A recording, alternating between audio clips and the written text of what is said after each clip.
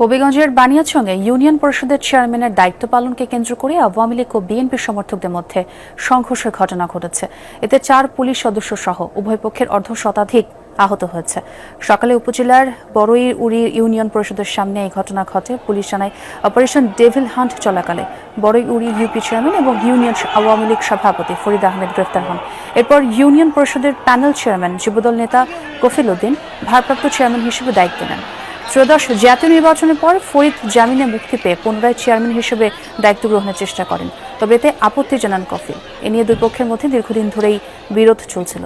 সকালে সরকারের মানবিক সহায়তা কর্মসূচির অনুষ্ঠানে ফরিদ আহমেদ উপস্থিত হলে কফিল উদ্দিনের সাথে বাগবিতণ্ডা হয়। এক পর্যায়ে সংঘর্ষে জড়ায় ফরিদ আহমেদের সমর্থক নোয়াগাঁও কদুপুর গ্রামের বাসিন্দাদের সাথে কফিল উদ্দিনের সমর্থক হলদারপুর গ্রামের বাসিন্দারা। পুলিশ ঘটনাস্থলে গিয়ে টিয়ারশেল ও সাউন্ড গ্রেনেড দিয়ে পরিস্থিতি নিয়ন্ত্রণের চেষ্টা করে। 2 ঘণ্টাব্যাপী সংঘর্ষে 4 পুলিশ সদস্য সহ উভয় পক্ষের অর্ধশতাধিক আহত হন।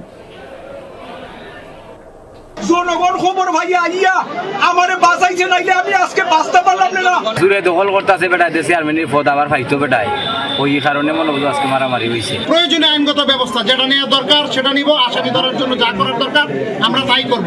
আমি আশা করব ভবিষ্যতে এটা নিয়ে যেন আর কোনো মারামারি এবং বিভেদ সৃষ্টি না হয়।